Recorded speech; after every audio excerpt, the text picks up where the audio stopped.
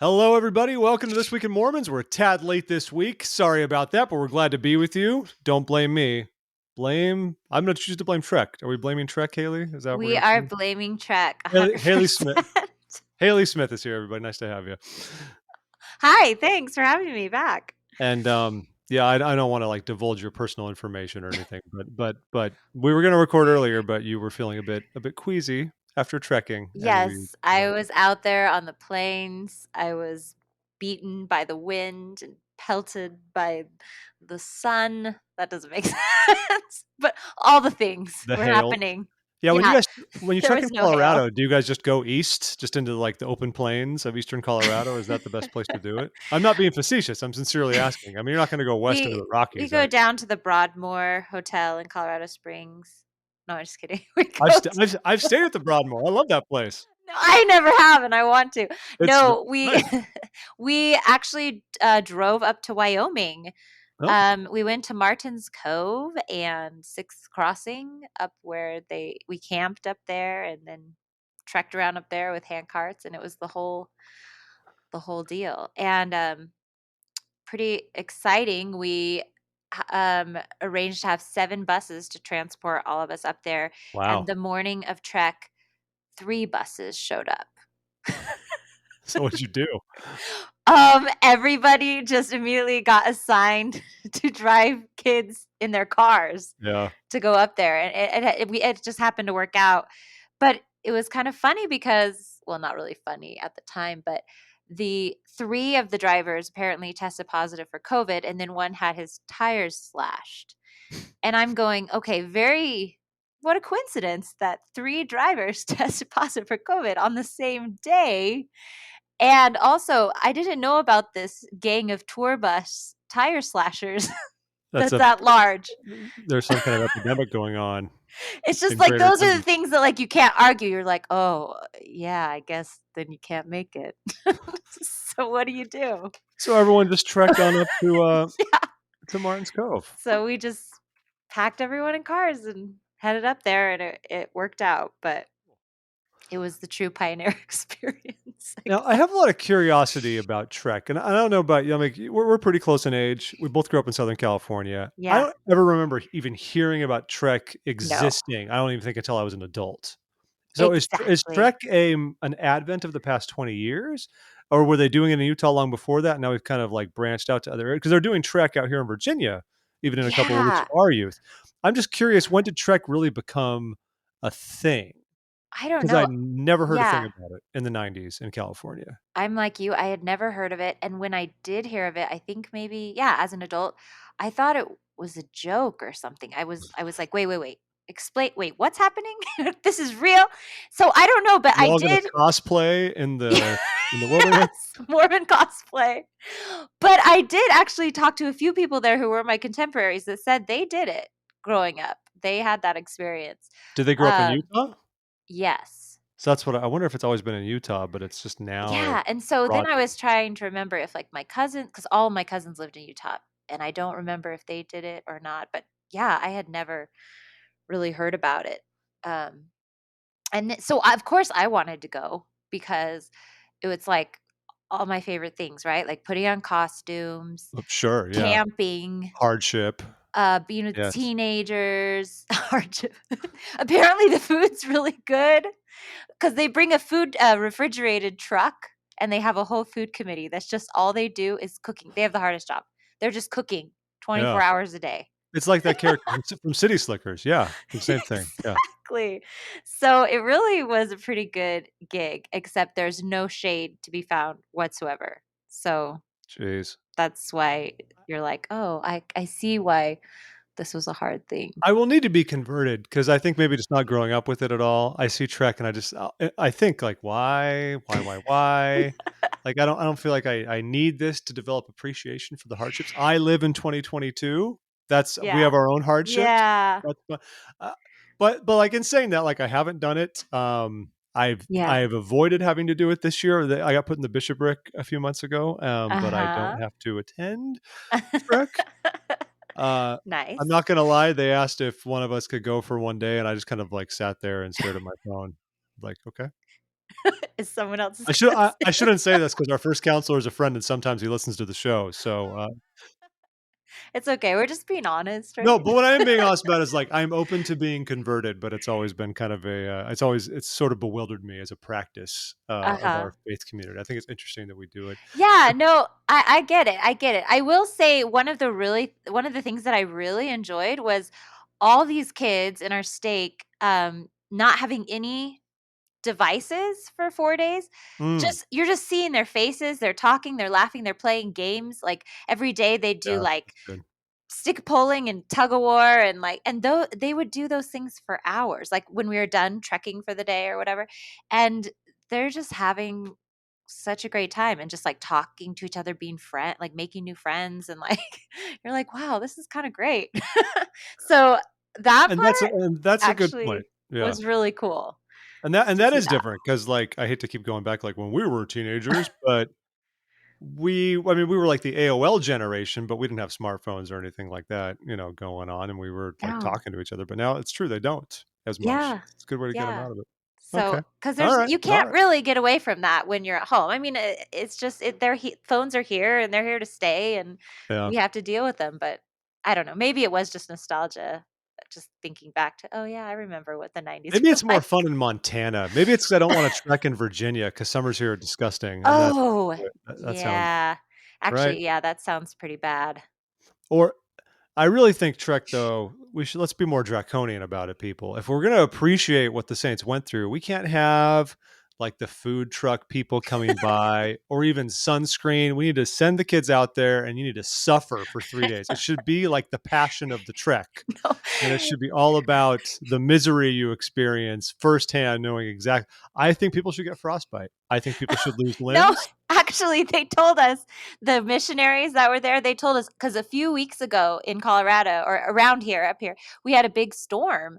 And so they said there was a trek group that came through a few weeks ago and they were caught in that. And so they had like sleet, rain, snow, and two people had to be like life flighted out with Oh, hypothermia. geez.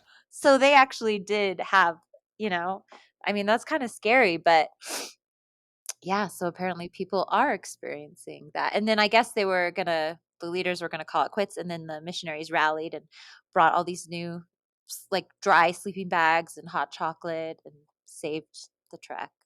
Wow. It's a heartwarming story. I I wasn't love there, but I heard yeah, about it. it's funny you bring this up. One of the kind of brief stories we get to this week actually is that the First Presidency sent a letter out a few days ago Ah, reaffirming, the importance of safety on activities, particularly with youth. I don't think there was anything oops. wildly new that they said, but they Yeah. talked about the importance of adult supervision, protecting children and youth. One caveat is chainsaw safety in I saw particular. that. Chainsaw safety, not just there's also swimming safety, overnight safety, but specifically chainsaw safety. Um, Yeah. and how to protect the kids. Follow COVID protocols, look out for them. I don't have to read all of it here, but the First Presidency just sent this letter out, kind of probably going into Trek season to remind everyone of like, we want to do these things, but they involve careful planning. Mhm. Make sure that you plan safe activities, consider the maturity and age Mhm. appropriateness of the activities you are planning for your kids, and do your due diligence, folks. And I know this is No. both one, keep the kids safe, and two, keep lawyers away from the church in the form of lawsuits. It is both things, and there's nothing wrong with that. But the church is also trying to protect itself at the same time. Yeah. Um, but it is Yeah. funny. It's kind of funny the timing of that. I don't remember them doing this every year, but it makes sense going into youth camp season, Trek season, all that kind of stuff. Now they would remind Yeah. us to keep an eye on that. But they do tell us like keep an eye out for abuse or neglect. A lot of what you have here actually falls in line with. There's a video training you've probably done as a youth, Yeah. youth leader. I I did. forgot I forgot what its name is, but it's a Um, video training about essentially protecting youth. yeah. It's about 25-30 minutes long, a little bit of a workshop type video, and it goes specifically about that, like how do you notice if Mhm. kids are being like if there's types of abuse in their lives, all kinds of things like that. Mhm. I'm hoping no kind of abuse would happen at something like Trek or camp, but the skills you would learn there would help you in any situation if the kids are feeling left out, if kids are being bullied on Trek, for example. I don't know. Things could happen. You gotta Yeah. be ready. Yeah, for sure. No, I think it's definitely important and I think it's good that they have everyone do that. I mean, sometimes I think certain things can't be avoided. Like, sometimes I am left with like one girl in my car that I need to give her a ride home, and I'm like, "Oh," but, Yeah, I lucky you. think it's good to, like, go through all the training, and then sometimes you just have to make, like, do the best you can, with the best intentions, but I think that it definitely protects as many people as possible for us to follow those as much as we can, you know? Rules can be a drag, it can be a pain. Well, I mean, I get it. Like, it's hard, like you were saying, but sometimes you got the one kid there and you're like, "What do I do?" Like, I'm supposed to have another adult with me and all this and Yeah, that, I and just can't just be like, "Well, you should probably just walk home in the dark by yourself. yeah, It's probably safer." You and know? you have to use good judgment, and, like, but those rules exist for a reason, Yeah. and the sad thing is the world and even members of the church have caused problems, and now we have to be extra careful and do these Oh, things, but yeah. it's what we do to protect the kids, protect each other, protect the institution, Yes. all that kinda stuff, so No, it's well, definitely good. good times there. I'll throw another story at it this week. I'll throw one personal for myself at this one because why not? Yeah. So, I talk about temples a lot. We've talked about the DC temple ad nauseum here. The open house just ended last week, finally, so that was good. Oh, fun. Yes, it was fun. The only part that I'm a little cynical about is, they were supposed to dedicate the temple this coming weekend, like Father's Day weekend, this Saturday on the 18th. Okay. Original plans were for that and for the open house to end on June 4th.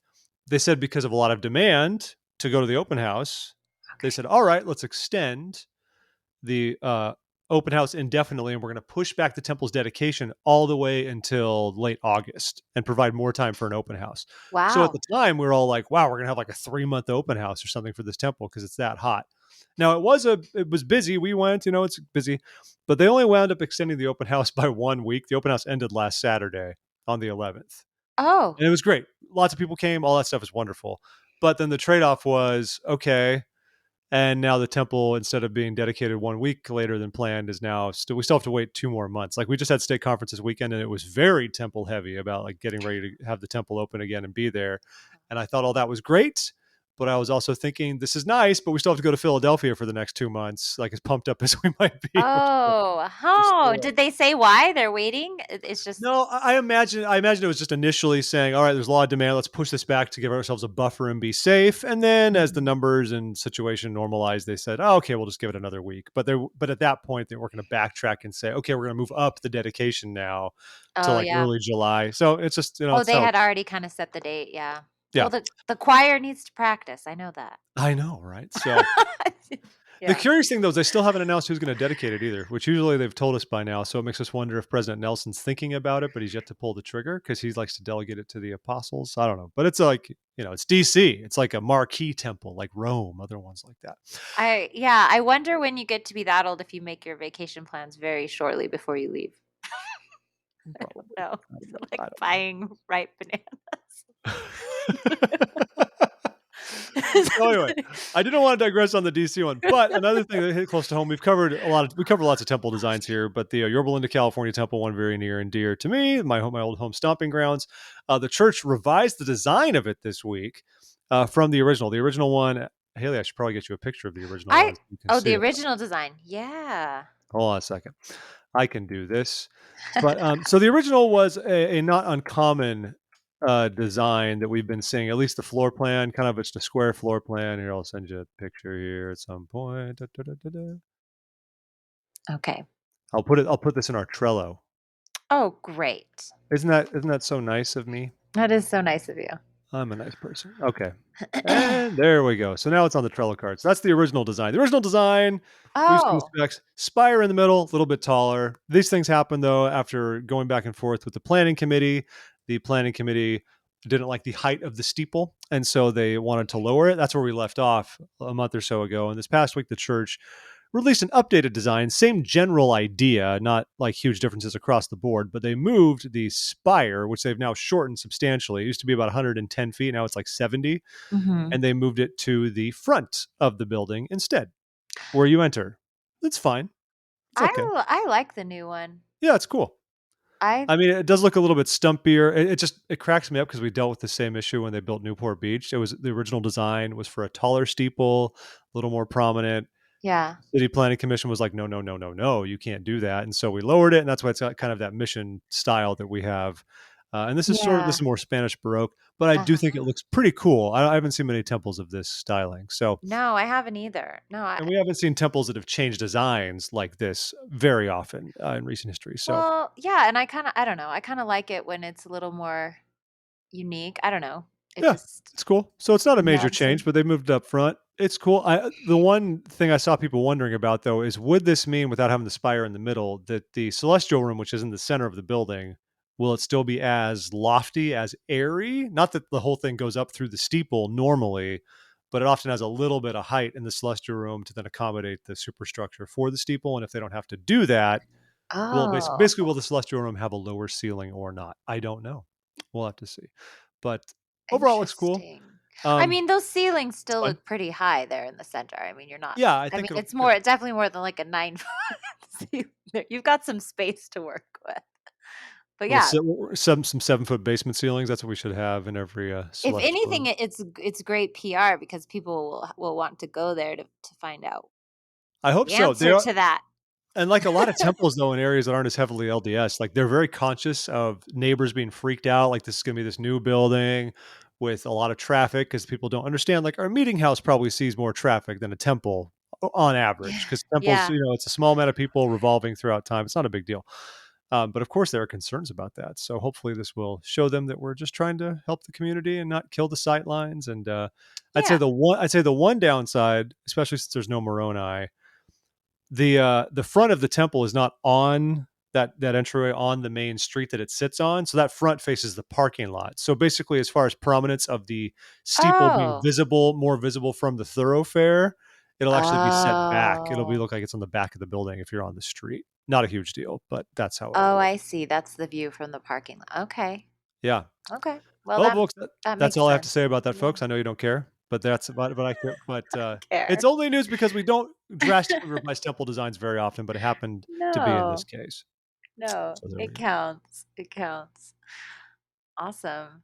Um, well, speaking of buildings, I understand that it was announced that they were getting rid of the Harris Fine Arts Center, the Yeah. current Harris Fine Arts Center at BYU, which to me, that's where I lived when I went to Yeah. BYU. I mean, I had some classes in the JKHB across the way, but the HVAC, I mean, I just lived there. There was this like marble slab down on the third floor where we Yeah. just all would hang out. It was kind of like a gathering place. And anyway, yeah, so they're tearing it down, I guess, and building a new arts center, state of the art center. Um, which is exciting, but I'm definitely feeling sentimental about the HVAC for sure. um, but in the article, did you see that it said, and this is in the church news, this line gave me pause, a 6-station lactation room Good. will I missed. accommodate students and their families as well as patrons. Uh, is a lactation room It's what? an it's an interesting bit of information to include. Like just so you know, guys, in case all of you people pursuing arts degrees are is more prone to breastfeeding than others. is that their way of saying that us um, actor singer types get married earlier than others? What? I Maybe just that's is that what the data shows? Did you feel like most of your compatriots were more likely to be okay. married than all the poli sci Yes, majors? yes. I had a baby before I graduated, and I took her to improv and stage combat. But okay, we don't have to announce it to the world. I don't know. I just thought that was funny. Like it took me a minute. I was like, wait, a lactation. Wait, okay, cool. And Good. they're putting in 2 buildings though, right? Isn't that what I'm getting from this? I've Yeah, well, heard they're they're gonna build a music building. a separate music So it's building so now, right? because the HVAC is like music and theater, but Yes, it sounds like music is gonna get their own. and are breaking out. Um, Trying to figure out what I mean, the footprint, I mean, because 'cause you're kinda wedged right there between sort of the quad and then the art museum. Just wonder yeah, how they're gonna use this. I mean, it could be just the same square footage, just split over 2 buildings, yeah. that kind of a Well, thing, then but I imagine they'll keep the film department in there, although I don't know how much. Yeah, and then I think they said something like a production studio, which they also have, I the wonder, but they've got, broadcasting yeah, building, they've got. That's what I was gonna say. Yeah. which has a lot of studios, but maybe they need more, and, maybe they need more so show-offs can come back. I'm just kidding. Yeah, what's going on with show offs?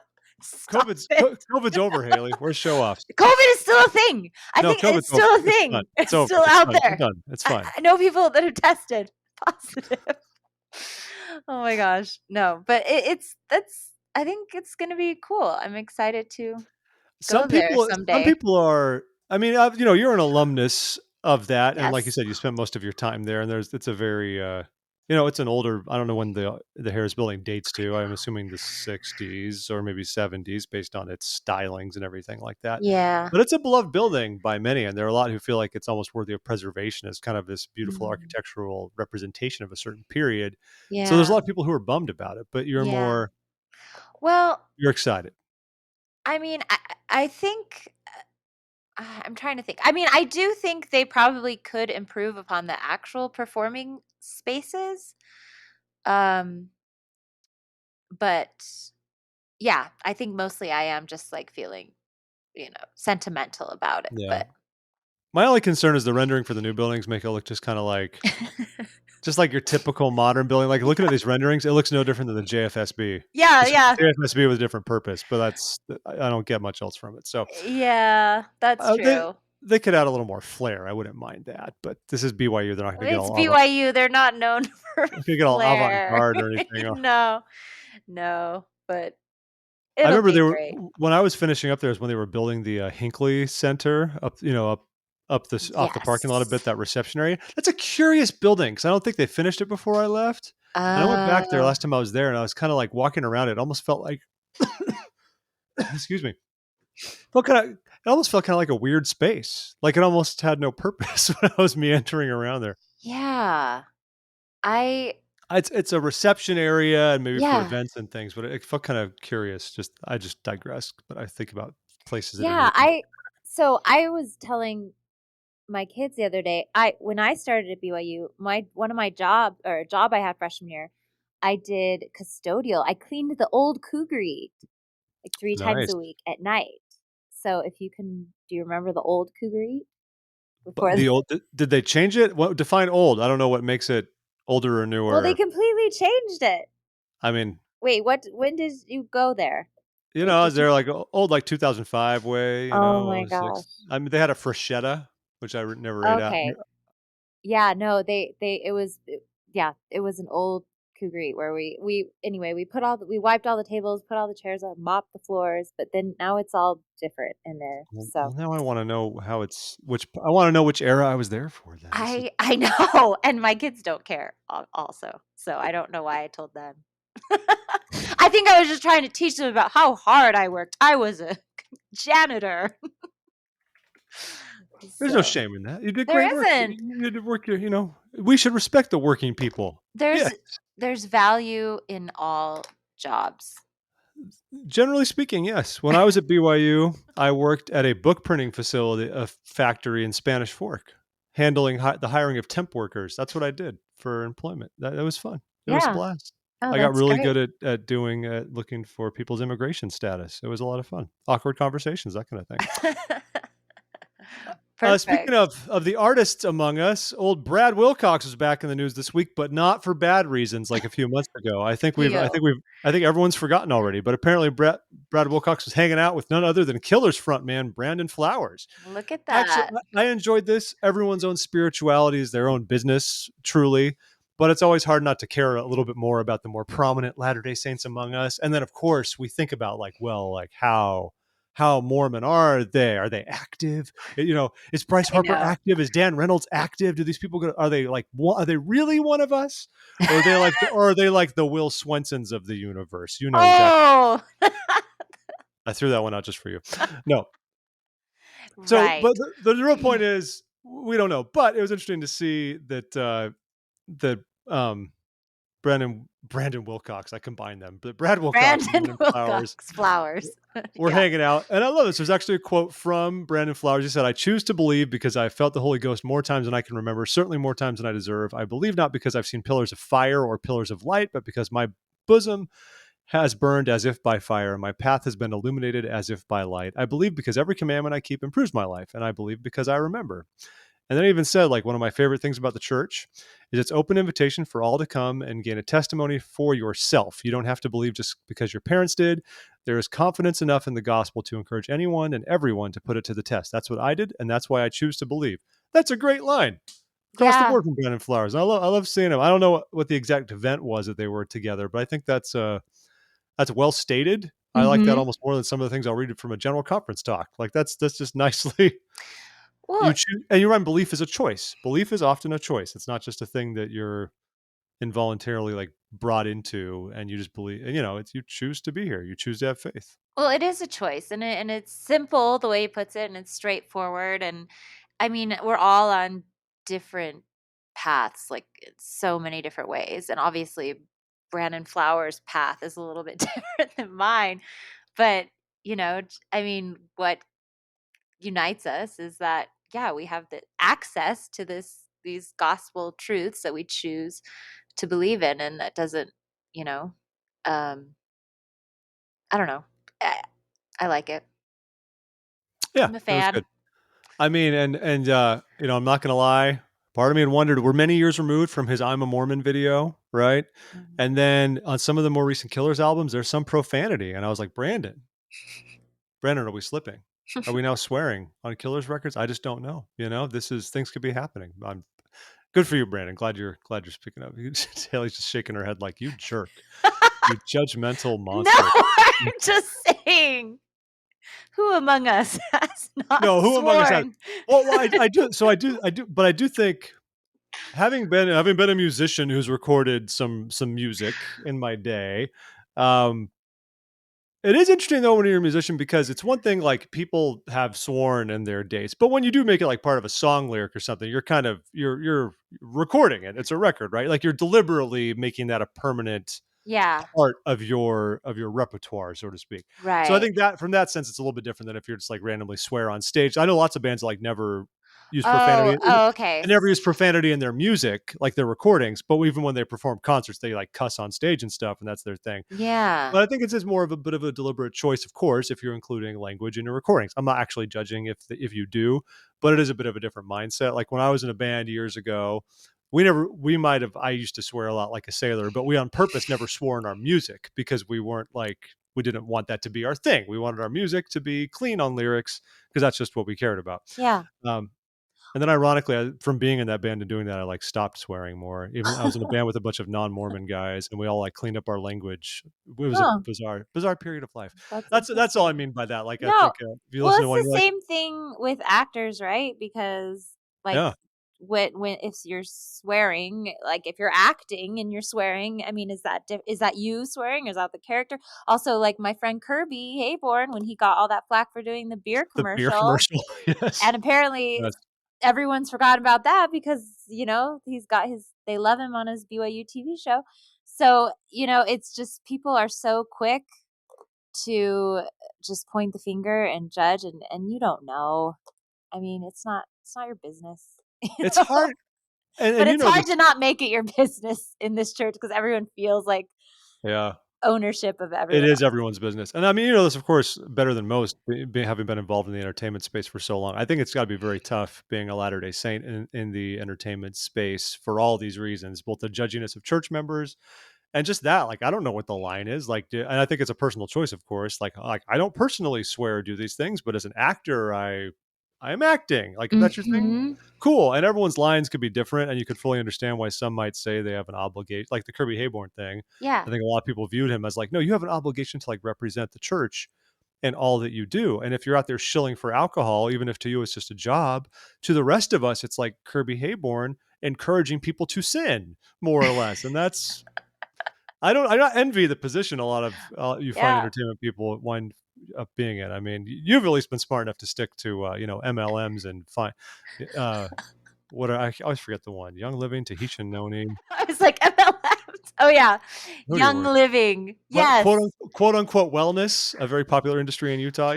But Well, hey, I know. I mean, but that's controversial as well, like, it is. that What do you a do? lot of people would call that a great evil. But for me, I was like, I don't actually. I don't use it. I'm just hawking it, which is that bad? I don't know. And I think that's why it's hard. People think like, well, if you're hawking it, does that mean you're endorsing it? Does that mean you're Ex- behind this? And you might be like, this is just a job. I'm a gun for hire. I'm just trying to get this thing done. I was like, I read the script. It made me laugh. I'm in. Give me my check. Let's have Yeah, a good time. And yeah, is I don't know. Yeah, it's weird. It's everyone's different.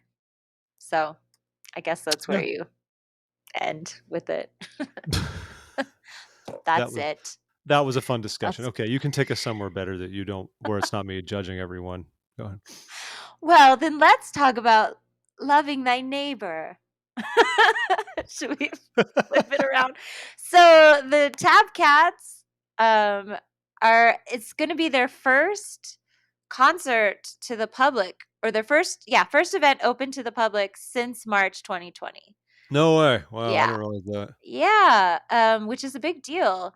They're doing a concert called "Love Thy Neighbor," and it's going to feature songs about love, and they're And singing neighbors, and and yeah, neighbors. They're singing a song from Goodbye Mr. Chips I saw that. that I had to look up called Fill the World with Love. And it turns out it's not the first time they've done that song, because I pulled it up on Apple Music, and it was the only people that are singing it was the Mormon Tabernacle Choir in the days of Huh. yore. So yeah, but yeah, I think they're doing it July 15th, July 16th, on Temple Square. And the event will feature music and narration that encourage everyone to care for one another. Um, a central message for the choir and orchestra in their mission to inspire, uplift, and bless the world through music. The program is designed to share feelings of comfort and hope during today's troubled times, which there's nothing wrong with that. Um, but yeah, I think that's great. That's a great message that I am ev- curious about this. It says interwoven with the musical numbers will be narration delivered in a unique way. I, that's a curious choice of adjectives. That leaves a lot of, that's very open for interpretation. What does that mean? I thought that too. I thought, is it going to be delivered through dance? Is it going to be delivered through Narration. through ventriloquist No, it's gonna dummy? be, it's still gonna be Lloyd Newell, but instead he's gonna be doing this like very like passionate dance where he'll keep eye contact with you the Is he entire going to time. be dressed as a pioneer? He's How? gonna What is this unique way? Now we have to watch It's Lloyd again Newell in cosplay. in Mormon cosplay. But either way, I mean, I'm tuning in because I have to know about the unique way that the narration is going to be delivered. So that's what, middle of July, right? I think they're gonna be streaming it in yeah, July Yeah, 16th. yeah. I'll check So it out. Motab concerts are great. I mean, they do general conference, of course, but I only seen them perform commercially, quote unquote. I think yeah. once when they were on tour, and it was a really fun night. It was pretty cool. I got a Oh, big kick out of yeah. that. I got to go one year to the Christmas concert because my friend had That tickets. It would, was fun. Um, my friend's aunt was actually the secretary for President Monson, so we got good seats. oh, She had like an extra one, so I got to go. Um, I did also note that the performance will open with songs and a short tribute to the Latter-day Saint pioneers, which resonates with me because I just survived a 12 hmm, mile trek. hmm. So I'll Well, be good. watching. Well, you mentioned the VIP seats, Yeah. and that made me think of one of these other stories here that popped up this week over at Times and Seasons. An article called "Church Leadership Callings as a Marker of Your Standing Before God," and I couldn't help but think about like, oh, of course, you're the prophet. You get amazing hot seats. You get The great best seats. seats You've got access in because you the know people. in the conference center. Because in Yeah. theory, shouldn't we be more egalitarian about it? But I'm glad you got to have that experience. I mean, that's great. But Thank you. I yes, was glad too. no, I mean that'd be a lot of fun. But you know what I mean? It's funny when we think about the concept of like VIPs, or like even when there's general conference, we have dignitaries, and whether that's church people or political leaders who are LDS, they show up. This article, I won't read it all, but the gist of it is essentially we know that God does not care about our callings when we're in the great beyond and we're judged and all this sort of stuff. There might be under consideration how we performed in our service to our ward, our community, and our fellow saints. But as far as like, I like the meme they have right here where it does Jurassic Park thing with, I was going to say Newman, but the Oh character he yeah, played. yeah, yeah. Hey, everyone, this guy was a stake precedent in mortality. See, nobody cares. If you know the Dodgson, we got Yes. Dodgson here. Yeah, so it's that. But nobody cares. And Yeah. that's supposed to be true in the great beyond, right? Nobody cares. No, when we're all there, well, you could be standing right next to an apostle and you could be standing right next to somebody who never served in like a ward leadership capacity. All that matters is what we do with what we're given. And I think that's absolutely true. Yeah. So it is funny, though, when I think that um, people sometimes feel, though, if they don't have leadership callings, that I think this happens a lot with men, especially in the church, that they might question their standing before God. I think we do put people in leadership callings up on a bit of a plinth, even if we don't Mm. mean to, as mortals. And that's part of just the weakness of mortality, that we are Mhm. prone to revering these sorts of people or thinking something is cool. You know how it all is. Like when I was a kid, like I always looked at my bishop, like, dude, the bishop, like this is Yeah. legit. It's curious to me, though, when we think about that, though, that the Lord does not care what our callings are. So, like, why do we tend to place more emphasis on the callings people have and sometimes elevate them to a certain status, or either denigrate them or ourselves if we think that? Like, I think one example, I'm not going to pick on my own family here or anything like that. My grandfather, an absolutely wonderful, incredible, amazing, quietly serving man. And in quietly serving, I think this might be part of it. He was someone I aspire to be in so many ways. A charitable, thoughtful person with like no temper, no ego, a successful physician, great testimony, just kind of did his thing calmly and served quietly. Mhm. You would say, though, he was elders quorum president at some point in his life, but the phrasing, like I've heard, like, but he never like went beyond that. He never went higher. He was never in a bishopric or anything like that. And he's this great righteous guy.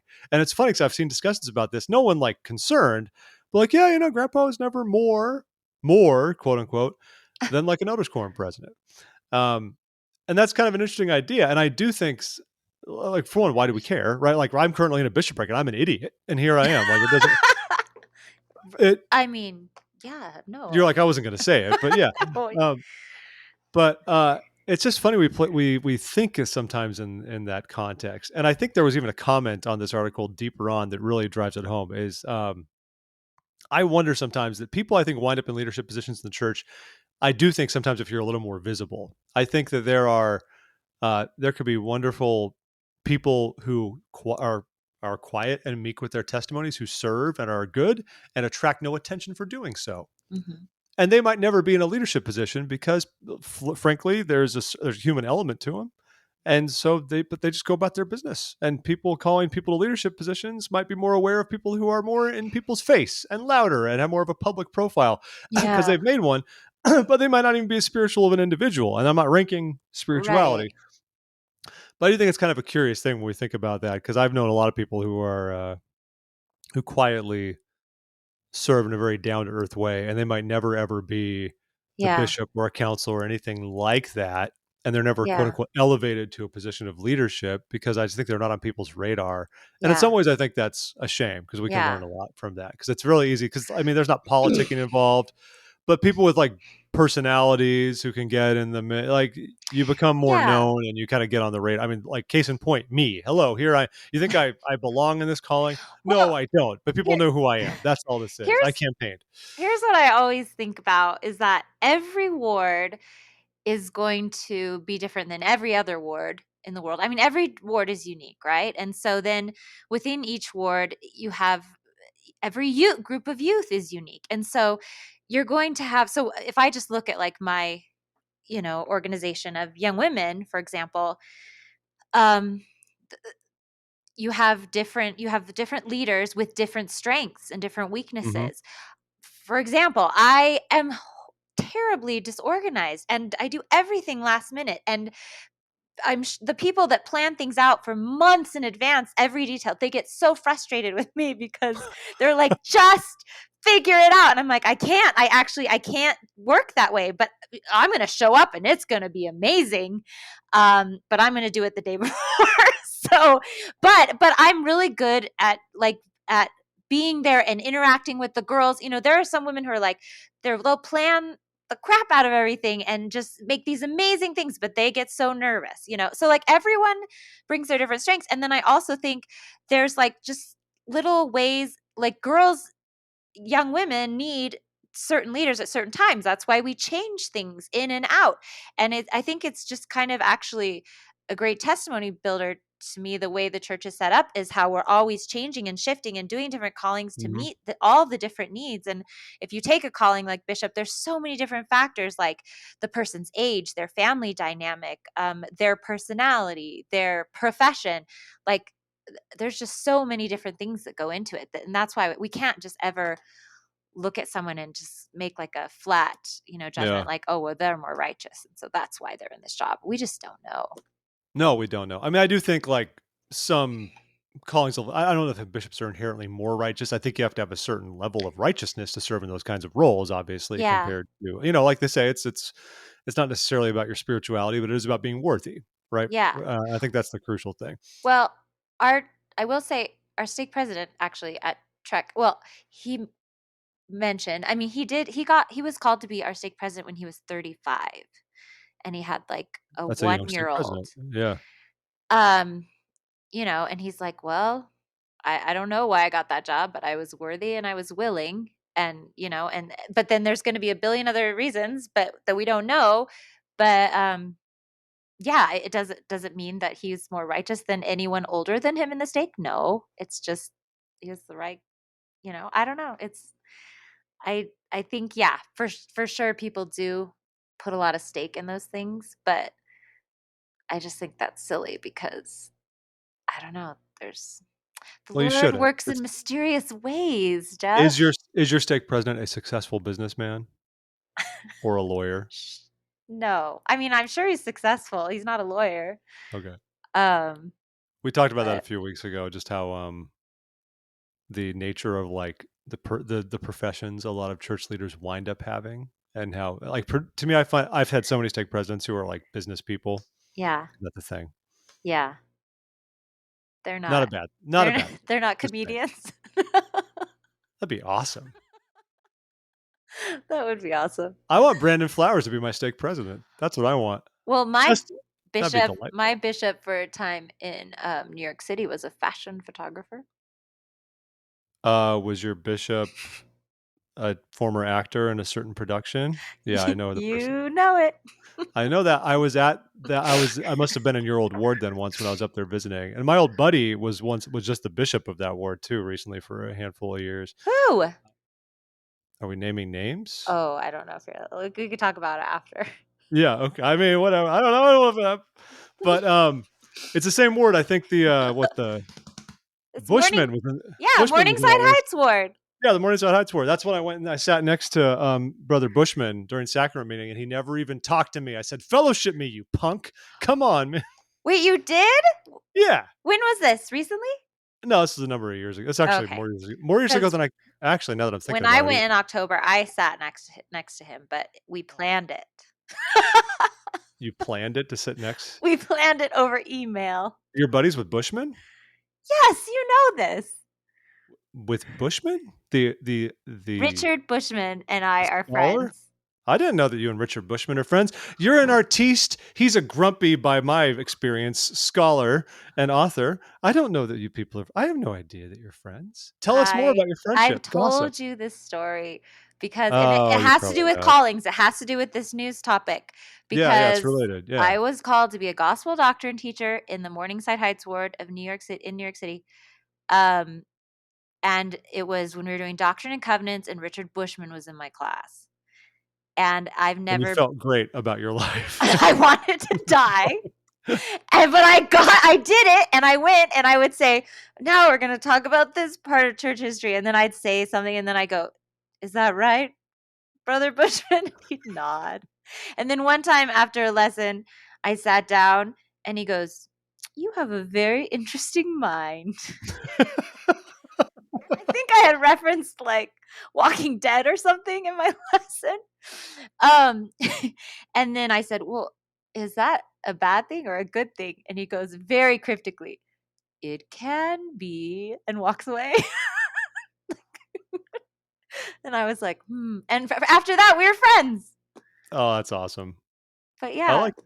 we That's when hilarious. I took my girls there in October, we met up and he took us down and showed us. They like turned this little it used to be like a little bakery sandwich place down there next to the temple into a LDS art, little mini art Oh, museum. because I heard that's finally closed up, right? And they've moved the whole art.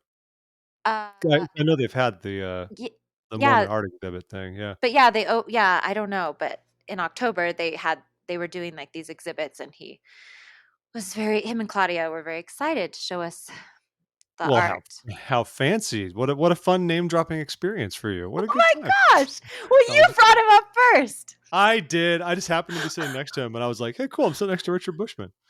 And then, afterwards, I hope maybe we now, I will say this, I suck at, like, networking, like, I don't like to feel like I bother people, and Yeah. so in situations, even after I don't wanna stand and be like, "Hey, guy. Hey, what's up, man?" What do like, the great example was years ago when I went to this event over at the Newseum in DC, and they had Elder Christopherson there with, Bob I'm blanking on his name, the Watergate guy. Bob. Bob? Bob Woodward. I had to look over at the book because I wanted to Oh, you know, Bob Woodward. okay. They had this event. It was really interesting. Deseret News sponsored it. It was cool. Afterwards, a lot of people. There was a lot of who's who in DC were there. Mitt Romney was Oh, there. yeah. All these people were Oh, there. yeah. Mitt Romney was sitting just over across the room from me. All this stuff, whatever. Yeah. Afterwards, though, of course, McKay Coppins was there too. Everybody and I don't know if you know the McKay Yeah. Daily, the author, but we've had a love affair with McKay Coppins dating back to the beginnings of this podcast, and Okay. I'd never met the man before. And it was like I saw him there, and I'm thinking, like, man, like I'd love to talk to McKay Coppins, but I'm not the type of guy to just walk in and be like, "What's up, man? Hey," or just like work my Yeah. way. So it was finally he was leaving, and my friends I was with, they're like, "Dude, he's leaving. This is your window." So I like awkwardly ran up and like, "Hey, McKay Coppins, hey, hey!" And he probably thought I was some kind of like just a psycho. Frankly, I think he thought I was some kind of stalker or something. It was No. it was almost along the lines of just like, "Okay, you're so great. I love your work. You're wonderful. I'm your biggest fan." I'm making a fool of myself. And I took a picture with them and everything. I must have left a bad impression because a little while later we tried to approach him to come on the show and he turned us down. I think he thinks we're lunatics. But that was my Oh, so I'm not. The point is, no, I'm sure. Don't take it personally. I'm sure he's oh, I just do. really busy. Well, I don't know. I love it when people I don't know. I think people should be flattered when They people should be. They should be. I I mean, I don't know. I agree. So the point is, I'm like there next to Richard Bushman. So I'm like, hey, I could talk up Richard Bushman right now. So I've chosen to look at it more like, hey, I was a visitor in your ward, Richard Bushman, and you didn't say, hey, you visiting? I don't expect it to be Richard Bushman's personality. I get it, but You just have to teach gospel doctrine and say weird apparently, things, and then he'll like you. and if you don't know where this conversation was starting, folks, what Haley was referencing about the photographer, if you've seen some of the older temple films, one of the couples who played Uh, Adam and Eve are in that ward, and they are tall. very tall If I remember, I saw them in person. model Yes, people, tall very model. intimidating Oh, for I sure. guess. I mean, I didn't get to talk to them though, Well, but, and then after he was released as bishop, he taught gospel doctrine, and then the guy who currently is plays Jesus in all the uh, New Testament videos also taught gospel doctrine. So my friend and I would meet after class and we go, well, which gospel doctrine class do we want to go to, Adam or Jesus? is that John Foss? That Yeah, Jesus? John. Okay. Oh yeah, John. This is Haley's like, yeah, John. We also get together. I'm not. He's a What? redhead in real life too. Everybody, Yes, he redhead. is a redhead. Yeah. He is an actual friend of mine. They're all friends of yours. I know. Well, it's fine. It's only It's okay to be friends. This is your professional sphere. I have friends too who are members of the church who work in government contracting. It's very exciting. it's fine. I'm actually friends with John through his wife because they were in my ward in New York, and then I met John through her. This ward in New York sounds like the place to be. It I think we should all decamp and become part of this ward, folks. How okay. affordable is Manhattan? Get on a scale of 1 to 10, if for those unfamiliar. These days, Pretty much all it's days. probably about the same as Saratoga Springs, from what I understand. Oh, geez, Utah's crazy. Okay, well, Okay, this has been a okay. fun random digression. Speaking of Utah, you want to talk about Yeah. racist chocolate? Oh, do I? Yeah, let's talk Let's have a about fun. that. This is a funny So story. I mean, not it's funny, but interesting. it's mostly funny. It's kind of funny. It's kind of funny. Okay. You can say it's funny. What So the happened? Well, there was a candy shop in Utah, a Lehigh. Of course, this happens in Lehigh. Like, of course, it could have said Woods Cross or something random, but of course, this happened in Lehigh of all places. Like, Yeah. a Lehigh chocolate shop. Like, speaking of Saratoga Springs, a Yeah. Lehigh chocolate shop is withdrawing the names of two of its candies that made references to the Book of Mormon because people on social media criticized them. The establishment's called Just Add Chocolate, and by the way, to the credit, the owner like received feedback and made a change. Okay, good. Yeah. Yeah. But what happened here was they had some pieces of chocolate that frankly looked like dookies. I don't even know what they're supposed to be. But one of them is lighter brown, Milk chocolate. milk chocolate, and one of them is darker brown, probably dark chocolate. Mhm. And the lighter brown one is called the piece that whatever the confection is, it's called Hill Cumorah. Like that's the thing you Mhm. were. I want a Hill Cumorah. I hate Utah. Okay, so I want a Hill Cumorah. And the lighter colored one was the Nephite variety, and the dark colored one was the Lamanite variety. I'm Mhm. sure you can see the issue people might have taken with this. And the thing is, I doubt the owner had any ill intent, like anything. They probably thought this was a tongue in cheek sort of thing. And Yeah. that's like the issue with racism in a lot of communities. It's not that you're trying to be, it's that you're just kind of unassumingly and ignorantly doing stuff like this. And so credit Mhm. to the owner for like being made aware of it. The Mhm. issue stands that we Yeah. like the stuff we should be thinking of in the first place. Yeah. That should not have made it through the production phase. Yeah, yeah. But, Yeah, and I think I get it. But I do think it is just important to think about, just other people's feelings sometimes. And we're even, no. we're not trying to offend people, but it can just go a little better if we think first Yeah, before so we we. can kinda laugh about it, but at the same time, it's one of those things Yeah. where you kinda shake your head and be like, we gotta let's do better, Lehigh." Well, like someone was telling me that there was a group of kids that from around here, Colorado, that went out to do a DC trip actually, and their tour guide quit on them. And I said, "Well, why did the tour guide quit on them?" And they said, "Well, because there was a group of girls and they bought Trump 2024 hats and they were laughing and they were taking pictures and they were wearing them everywhere." And the tour guide was asking them, "Well, why did you buy those? You like Trump?" And they're like, "Oh, we just think it's funny." I don't know. But she was offended and she quit. And he's like, "Isn't that dumb?" And I was like, "Well, I mean, I don't know. I mean, it, it's not really that funny to some people, to be just even if you think it's a joke, it's just the way you're Mm. putting it out there. I don't know. That also It's just demonstrates interesting. just demonstrates Trump was not exactly a popular fellow here in DC. Exactly. Like That's, read the room is read what the we room, folks. It say. was, Yeah. I mean, I yeah, I remember when the Nationals were in the World Series and Trump came. He didn't throw a pitch, I think, but they just like acknowledged him in some suite or something like that. And you saw this both ways. Like the city does not like him, so Yeah. they boo him. Like Yeah. it's an entire stadium of fans booing the president of the United States in his base of Oh operations, my gosh. which you get. At the same time, I was like, can we could also like be classier about it and just say it's a baseball game. I Yeah. don't know. I don't. Yeah.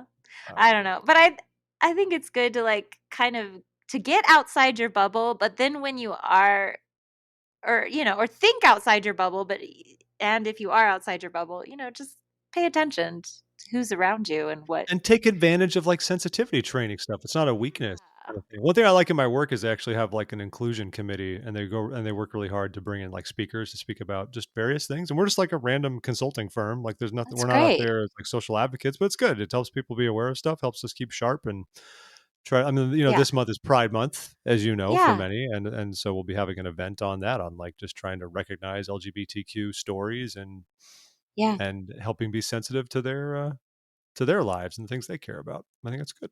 Right. Yeah, and you're never going to like be in the wrong for just listening to somebody. Just hear them out, That's the very least you can do. Well, you say that, but there are many people who feel that our good friend brother Richard Ostler is an apostate for doing that very thing, for simply having a podcast where he listens to people, and that is all he's doing. And yet Oh. there are many among our faith community who are like, "Oh yeah, he's a bad one." Oh. It's sad, right? Like just listen to people, I don't like know. you always I say. think people like that are just trying to do good. They just, you know, they want to be a safe place for people, and that's good. I concur. Well, let's see, what else are we talking about? Whatever you want, Haley. It's your time to shine. Uh, my time to shine. Well, I want to talk about Stranger Things. Do it. Okay, so I told you this, Jeff, but I'm not all the way caught up on this current season of Stranger Things. But when I saw Stranger Things in the news for this week on here, I was immediately drawn to it because I just watched 4 episodes yesterday, and apparently, um, in one of the episodes, well, because there's a character and his girlfriend. It's in the 80s, so I can say she's Mormon. Um, but That's true. apparently, there's a part where they show a quote from President Hinckley because it takes place in 1986 when he was first counselor. Yeah, and by show a quote, this literally means I think somebody managed a screen It was grab like a quick of thing. like a computer screen in a scene from one of the characters. Like it's not featured, Right, but right, right, right, right. But they show an accurate quote, um, which leads us to believe that there are people on shows that pay attention to even the smallest detail, or who is on the show that is a member of the church. it is pretty funny because it's some talk called "Preparing for a Celestial Marriage." If you've seen the show, the character Dusty has a Mormon girlfriend in Mhm. Utah, and obviously she's feeling conflicted about her little ruffian Indiana boyfriend. It's pretty funny that they include. What I love is as Liz Busby, who's also been one of the hosts on the show, noted. She was like, "How does this show have better Mormon researchers than Under the Banner of Heaven?" Yes. She has a great line. Yes. What? Did you watch that? No, I haven't done it, and now Okay. now the now the whole moment has faded. I don't know if I even need to I bother. I know, think right? I watched like 1 or 2 episodes, but I couldn't get over like the way they talk. I that's what I'm everyone I'm said. just like I don't I was there in the 80s and I didn't live in Utah, but I don't remember, like, I never in my life did I any ever hear anyone say, eh, like, Heavenly Father only knows. Like, have you ever heard someone say that instead of God No. only knows? Like, that's Oh, not no. Heavenly Father only knows. That's not a thing. And so they're saying things like that, and you're like, this is just comical. Like how weird it makes us look. But Yeah, it's funny because it got a lot of critical praise, but then I think we're defensive as a people, of course, we yeah, don't of wanna be course. portrayed we don't wanna be portrayed negatively, I get all that, but, a lot of people I think have objective enough minds about it have just said it's like, it's just not a well-made show, like, it's just badly written in general. You can take out all the ways it makes us look bad, and it's just not a very well done program. Yeah. Yeah, Which I can't say. sure. I have not watched it. Maybe I will. See, I was gonna go on Hulu and watch it, true story, but then Frasier was right there, Yes. and That was the spirit. then the problem is Protecting you. you put on, like, the very first episode of Frasier and you say, "Oh, I need more of Oh. this in my life. I need more Frasier 1000%. I need this in my life because I think I Frasier's need hilarious." more Frasier in my life. You've inspired me. Frasier is, like, it might be because 'cause I'm really pretentious, but Frasier's just I hilarious. love Frasier. What a great see? I love We're it. all pretentious. Well, Awesome. let me take you to a place called Palmyra, or more specifically, Manchester, New York.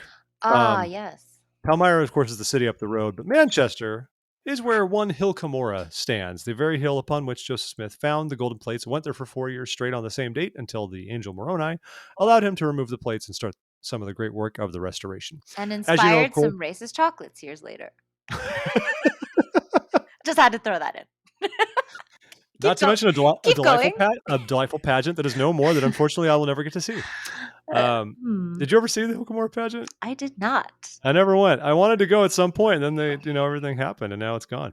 Yeah. Kind of sad. I just wanted to see the spectacle. So, of course, you have the Hill Cumorah there. There's a monument, and there's trails, and they're doing, by the way, a big restoration project now that they're stopping the pageant, and they're kind of reforesting a lot of it and building trails and all this cool stuff. That's not related to this story. One thing they do have there is a visitor center, and some folks, some kind young man there was allegedly just like target shooting nearby. He was practice shooting, and he accidentally hit a building. The Yeah. building being the visitor center of the Hill Cumorah site. They just, Yeah. just some a window was struck by a bullet. There were some shots fired. I don't know. I'm not an expert marksman or anything, but I'm just struggling to understand based on having been there. I know the fields nearby. I know how far you would reasonably be shooting what is he shooting, like a 22 or something like that?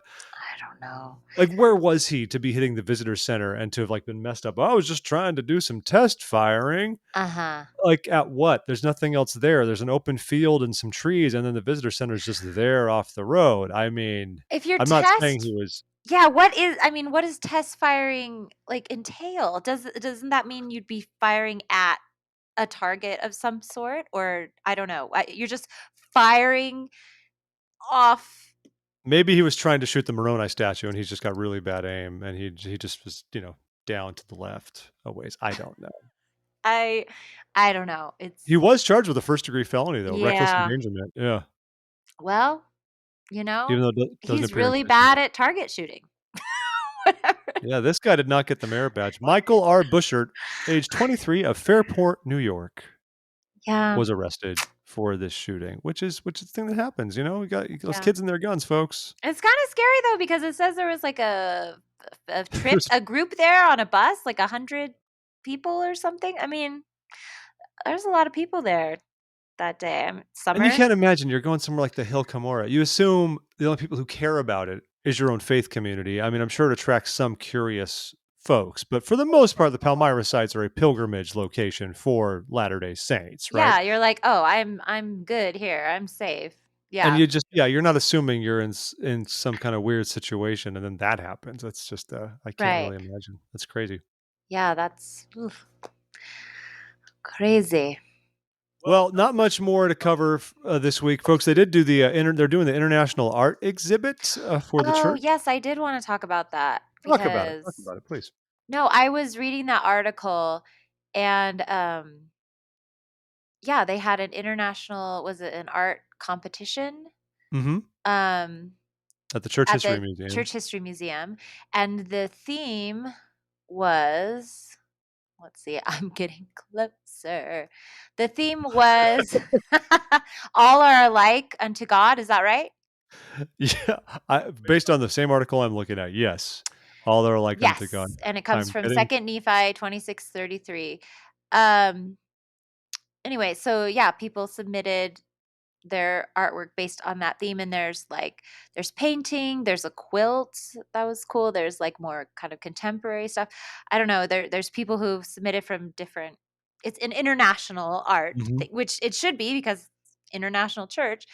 And I think yeah, you can if you go look at the article or you can go see like the different pieces, they're really inspiring. And I thought it was neat. They have these jurors that I assume adjudicate the different works and pick the winners and stuff. Um, and one of the jurors said his name, I think, is Namdi Okonkwo. And he says, I was confronted by pieces of art that made me stop and recompose myself before I could continue. It was definitely a spiritual experience. And I just love that. I just love the power of the arts and just how they can really sometimes touch people more than like a talk can Oh, or yeah. a lesson, but just to look at something visual is really can be really strong and leave a Yeah, lasting impression. One of my old acquaintances from Ukraine actually had a submission in this. I don't believe she Oh. won. Yeah, Valentina Musienko, Oh. called "All Are Alike Unto God." It's kind of cool. Yeah. I voted for it, but she did not win. But yeah, she has a bunch of Yeah. different. She does some stunning work. I love some of the stuff that she puts out there. So it's very cool they can do this. Yeah. Yeah, no, that's awesome. Yeah, it really actually reading the article made me want to next time I go to Utah, I think they're displaying it through April 2023, the works of art. So I hope you'll be in Utah by then, filming some show offs. Am I right or am I right? Or just bring it back around. No, but yeah, I definitely need to make a note to go check it out because, yeah. And I think one of the women who was a winner, I was at an LDS arts conference with a few years ago. Cool. She's really talented. So that was Yeah, cool. this is stuff I need to make more of. Like, I went to BYU and stuff, but, like, I've never even been in the Church History Museum Yeah. or the library. Like, these are things that you take advantage of, right? It's easy to just especially now because Temple Square, so much of it's under construction. I think this could Yeah. be good because it could make more people say, "Cool, I'm not gonna mill about Temple Square and hang out there, and the visitor centers don't exist anymore, and all this, so I can go to the Church History Library. I can go to these other places that Hmm. might not get they still get traffic, but not, as much. They're easy to overlook, the ones that are kind of around the periphery of Temple Square. Yeah. And the last few times I was actually staying in downtown Salt Lake for work, I would just like go to work and then go to my hotel and then go. And I don't really usually have like extra time to Mhm. spare to go explore that because I don't think yeah, I haven't been probably since I was a kid or maybe in Yeah. college. So I don't know. I need to go. I haven't been to Utah in a long time. It'd be fun to do some of this stuff and check it out. Yeah. All right. Last quick mention here, folks. Yeah. I thought this is kind of cool. The BYU Religious Studies Center publishes books on occasion, right? And I just saw this one pop up in my feed, and I thought it was interesting. And for those of you who might be interested, maybe you can be aware of it and read it if you're so interested. So they announced they're going to press a book called "The Voice of the Saints in Mongolia: The First Comprehensive History of the Church of Jesus Christ of Latter-day Saints in Mongolia." Uh, Regular listeners of the show, of course, know that we've spoken a lot about the church in Mongolia, primarily from a temple prediction standpoint, because we've long been saying one should or is likely to be announced there based on how many. Mongolia is very sparsely populated, but there's two states in a district there. There's a lot of members per capita, more so than many other Asian countries that do have temples, for example. Yeah. It hasn't happened yet. That's fine. Maybe it would. So I saw this pop up in my feed primarily because one of my old buddies, Sam Dodini, who some of you might remember did Sunday School Bonanza with us, he went on his mission to Mongolia and saw this in his feed. And I thought it was cool. I mean, I don't know when Mhm. it doesn't say exactly when it will be published. And I'm sure they publish other books for other countries, but it's a great chance to learn the story of saints in far-flung areas that we don't think a lot about. Mongolia Mhm. was basically a vassal of the Soviet Union for a long time. Missionaries didn't get there until the 90s.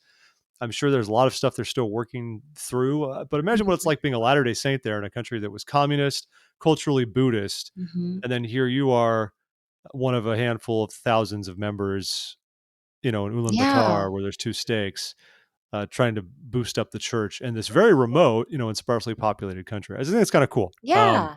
There's not really a Absolutely. story behind it per se, but I think that's a neat thing that I hope. No, it's great, and I would love to read it, and I think it goes back to, getting outside your own bubble and realizing that we're not the only members in this church, and I mean, I would love to just go attend wards all over the world. I mean, the few places that I have been that were very different from where I live, I went to church to a branch in Guatemala City, and Cool. that was really fun, and I got to go to primary, and the kids were so cute, and they just drank orange soda and spilled it all over the ground during sharing time, and it was so cute. I did not know what they were saying, but they sang the primary songs. I knew those, and then I went in Bucharest, Romania, Oh and yeah. that was also fascinating. People were coming over, and it sounded like they were yelling at my husband because they're just like the way they talk is so loud, and he's like yelling back, and da, da, da, there's a like it sounds like they're fighting,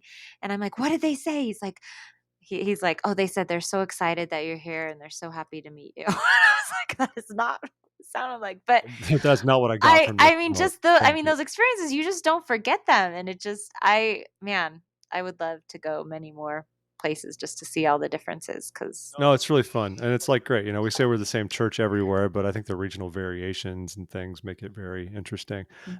And sometimes you even get that stateside. One that just popped in my head, in your old area, we stayed in downtown Denver once, right by, Union Station. Oh, So there's a ward, like, right there in downtown, kind of the southern part of downtown, I wanna say, kinda between that and University of Denver, if my mind okay. there's a meeting house there. Okay, yeah.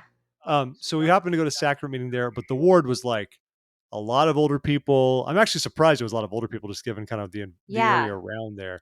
You could tell it's one of these wards that hasn't seen a lot of growth, not a lot of people Yeah, moving into yeah. that area, and so part of us felt guilty because they were extremely welcoming, and they saw my wife and I, and they thought like, "Oh my gosh, is there like a young couple that just moved in here and they're going to move our family?" You broke their hearts. I think we kind of did because I mean they were like, "Are you guys staying for second hour? Yeah. You guys have anywhere to go for dinner tonight?" And we were like, "We have to go to Colorado Springs, but thank you." And so I did kind of feel guilty, but they were like so kind and inviting, and it did make me a little sad to leave them because I was like, "Man, these people probably don't get a ton of visitors, and I know the church might be largely static for them, and they're just trudging along, getting it done, Yeah. and Yeah. that's great." Yeah. Or that weird ward I went to in Chicago, that one was interesting. That was fun. It's You're right exciting though. though, right? International stuff. So I went to church in Budapest once but I went to an English branch, and that was fascinating. Yeah. Because the church was piloting 2-hour church within that English branch at the time. So that was Oh, yeah, it was fun. wow. No, Any, that's awesome. anyway, we could compare war Anyway, stories forever, folks. It's been a long show. Appreciate you taking the time to be here, and hope you'll support us on Patreon. Follow us on Facebook and Twitter and Instagram and all that good stuff. And if you don't subscribe to this podcast, well, you should obviously do so because it'll be a way to entertain you for all of your obviously. days. All of your days. Haley, I appreciate you putting up with me. It's always nice to have you here on the show. Sure. Thanks for having me back. It's fun. It's good to see you. Haley Smith can be found in all sorts of places. She has an IMDb page, folks. You can It's find out true. things about her life on IMDb, and It's true. that is most excellent. So, we wish you well until we see you again, Haley. And until then, folks, have a great rest of your week. I believe it's Sisters next week, so we look forward to hearing from Ariane and Tiffany. But until then, this has been This Week in Mormons. We'll talk to you soon. Have a good one.